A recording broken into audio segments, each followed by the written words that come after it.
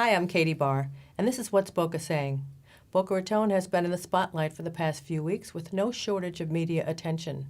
A suspended mayor, a temporary mayor, and 2 open city council seats. What will this mean to the residents of Boca Raton? Here with us to discuss the issues is Boca Watch publisher Al Zucaro. Hello, Al. Welcome to the show. Well, Katie, thank you very much, and thanks for the opportunity to actually be interviewed by the face and voice of Boca Raton.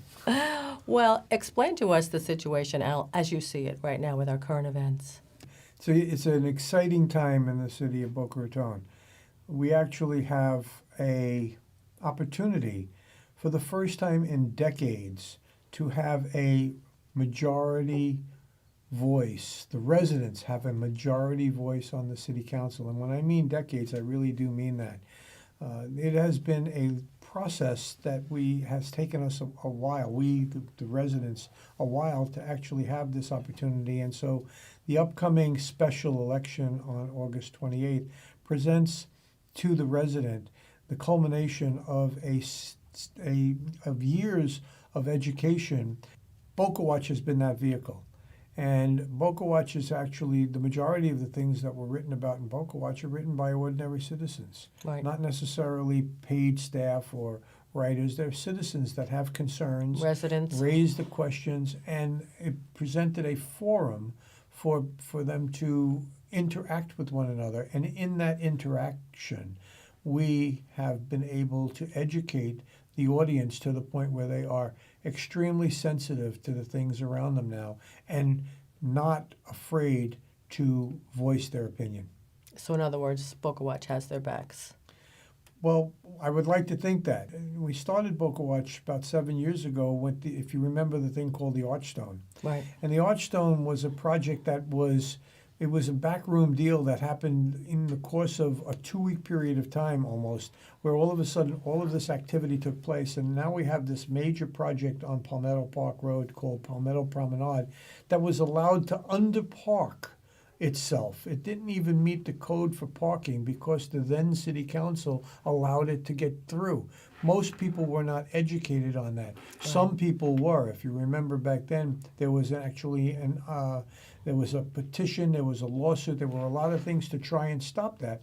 But it was unstoppable at the time because the people were the residents were not organized. Right. Boca Watch started publishing around that period of time. And over the next few years, we have been able to create a platform for people to know more about what's happening inside City Hall and to make more demands on the elected officials as to what are you doing and why are you doing it. Right. The resentment factor that existed in this town amongst ordinary folk when Boca Watch first started publishing was very high. People saw all of this activity going on around them, and they had very little input into it, and they were given very little respect with regards to why this was all happening and how to slow it down. Well, that's the platform Boca Watch started. It started on the premise of sustained growth and manageable growth, and it continues to do that. Until this day, that's exactly what we're doing. So we are at a point in history now because of the upsetting circumstances of the last few months that allows the residents an opportunity to once again come to the polls and vote into office those people that represent the residents' views as opposed to those people that represent the developer view. So going forward towards the August election, what would you advise residents as far as where they should focus their energy? I mean, not looking past to what the initial events, but what do we want looking forward? The last couple of weeks has been quite interesting. It's been interesting because there are a lot of people reacting to a circumstance that's not really known at this point in time. So what is the important thing to be watching out for, and what will Boca Watch be doing?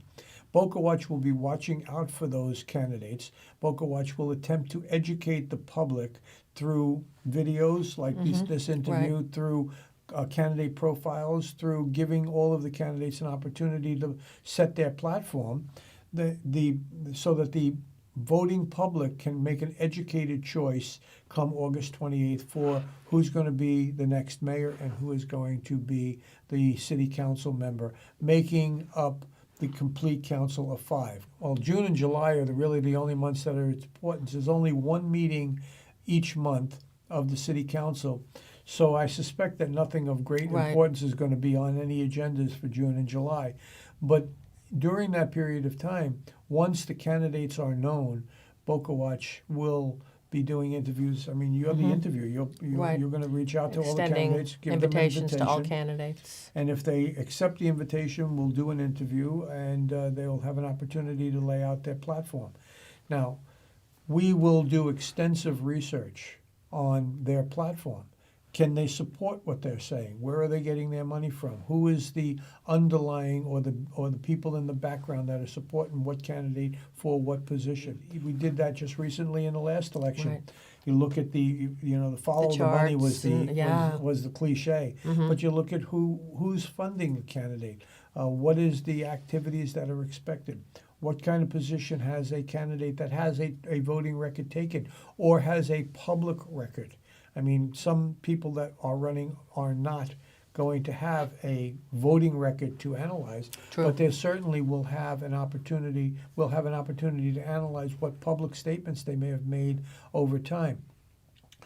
The library or the history that has been created by having Boca Watch now allows issues that will emerge not only to be viewed in the prism of real time for this upcoming election, but most of these issues are issues that have been talked about for years. We've been educating people for years on them, and now they can go back and Boca Watch. Right on the website, they can go in, they can just put in whatever topic they want in the search engine, and all the articles written on that particular topic will appear. People have an ability to go re-educate themselves and remember some of the things that they may have forgotten as time has evolved. Yes, and I think the Boca Watch audience needs to remember as well, besides Boca Watch, we have the Boca Watch official Facebook page. If people have questions or comments, they might feel more comfortable doing that on social media than actually on the website. So, No doubt. Social media is a very powerful mechanism. They used to have a comment that says never get into a fight with somebody who buys ink by the barrel, meaning newspapers and editorial boards. So social media and our use of social media has become, we're getting better and better at it. The old methodology is old. Right. Yes, you're going to have to do mailers, but the bottom line is this election, in my opinion, will be decided in social media and in the use of social media effectively to communicate to the people and Right. to the resident. And the resident is engaged. They have been engaged now for years. That was proven with the wildflower referendum. I mean, it wasn't actually a wildflower referendum. It was actually a referendum for preserving all the Initiative. waterfront city-owned land for recreational purposes. It was demonstrated again with the election of Councilwoman O'Rourke. It was demonstrated just recently with the election of Councilwoman Mayotte. And now we had recently the effort on the part of the Beach and Park District to bring in a tennis pro, Rafael Nadal, and to give him a public-private partnership on Patrice Park. And the residents went to social media and pushed back on that. Residents have the opportunity to change the course, and in this election, it changes the course of decades-old reality where the resident didn't have a voice, and now the resident can have a majority resident-friendly city council to put their interests first over the interests of the developer. well, that will be a happy day. We'll look forward to seeing what the outcome is, and we'll follow it closely, and we appreciate all the input that you're giving on part of educating the public. The public actually deserves a lot of credit here because they became engaged, they have stayed engaged. So my favorite saying at the end of most of the things I say is stay tuned, stay informed. Your vote is your voice. Let your voice be heard on August 28th. Thank you, Al. Thank you, everyone, for tuning in today. Keep your comments and questions coming into bocawatch.org.